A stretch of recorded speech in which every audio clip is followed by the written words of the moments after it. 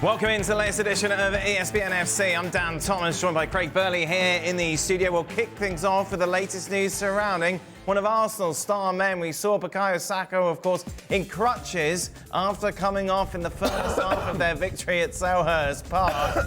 And Mikel Arteta spoke today about the extent of that injury. How is Saka?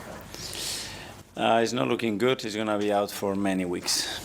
I wondered what you made of Gabriel Martinelli's performance on the right-hand side against Crystal Palace. Could be an interesting option for you. Yeah, well, that's the first one that we decided to go through, especially because he's played there before. I mean, he played the last game there against Everton in the last match of the season. He did really well. I think he did really well again the other day. He scored a goal, he created an assist, and is a good option to have. Gavi's played there, Ethan is played there, Leo can play there in relation to how that unit moves. Kai can play there, asking him different things.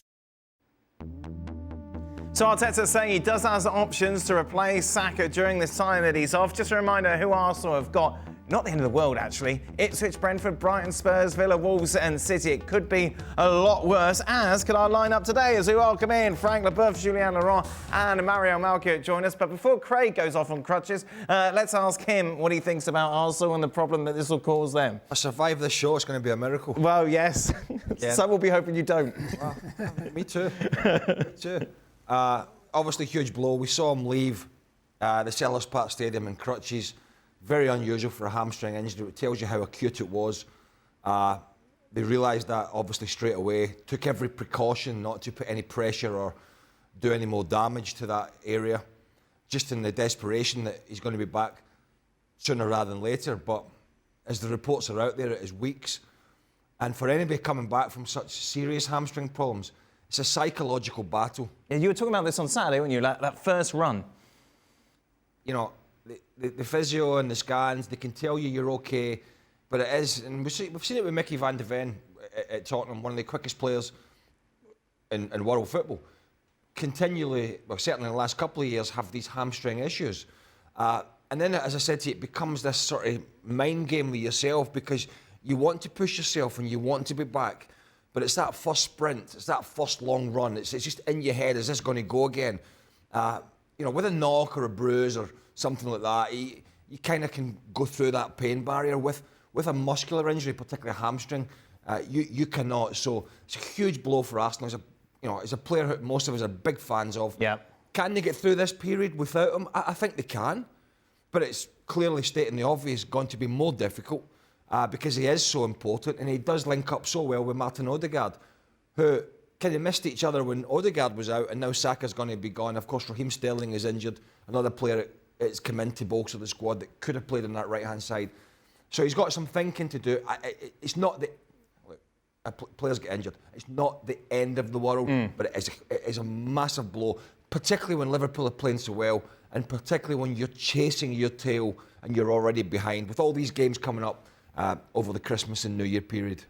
Jules, we heard there Arteta citing the options that he has to come in and replace Saka.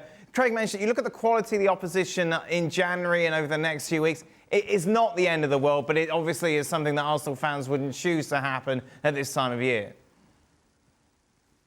Yeah, you're right, and I think Arteta was pretty honest in a way by saying Martinelli would be the first replacement for him. We saw that at Crystal Palace on Saturday where Martinelli went on that right-hand side when Bukayo Saka came off with that injury. So I think it's pretty obvious that Martinelli will start on the right-hand side against Ipswich on 27th of December with probably Trossard on the left.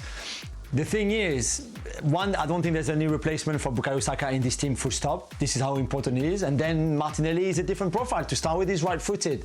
When Saka is left-footed, he's far more of a 1v1 kind of winger than Saka is. Saka is very good in 1v1, but there's also all those little combinations with Timber and Odegaard that Martinelli doesn't have so much on the left-hand side with either whoever plays the left back, Calafiori, Zinchenko, whoever, Lewis Kelly, and then whoever is the left side midfielder, if you want.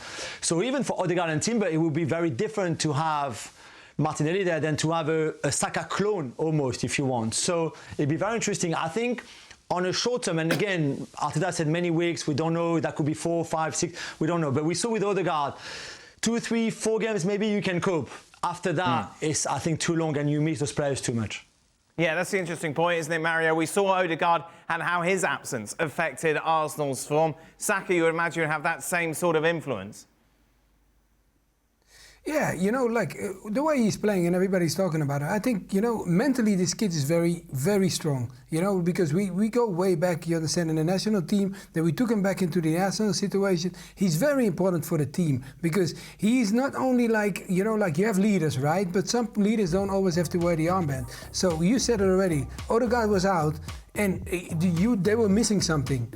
Then he comes back and you see the fluence, the connection between them, and I think, you know, Greg talked about it. Them two understand each other really well. So I think it's going to be a big miss. Of course, everybody's going to talk about the Jesus situation, of him scoring in a row, you understand, and everything is going well. But when you miss one of your key players, especially going forward, and when you need goals, because, okay, we can talk about the previous couple of games that they played and score so many goals, but this is the kid. He can open things when things don't go well for you. And that's why it'd be a big miss. And the hamstring, oh my God, guys, this is an explosive player with a hamstring injury is one of the worst things you can give him.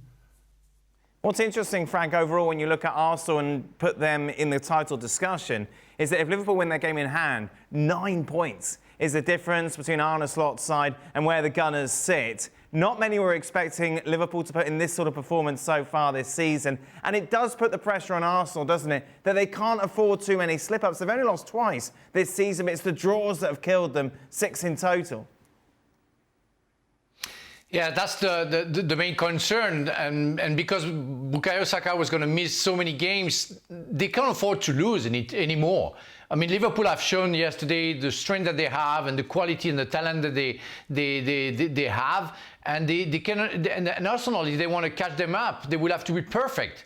And we all know that Odegaard came back, and as Craig mentioned, you know, with Saka being absent, that's going to be a huge blow, and it's going to be very difficult. Yeah, they can manage, of course, Ipswich, but soon they're going to have, after Brentford, they will have Brighton, and it's never easy. Then they will have the Derby 2 weeks after that. So you have some key games to win, and without the most talented player, the guy who creates something, starts all that offensive actions that we can see.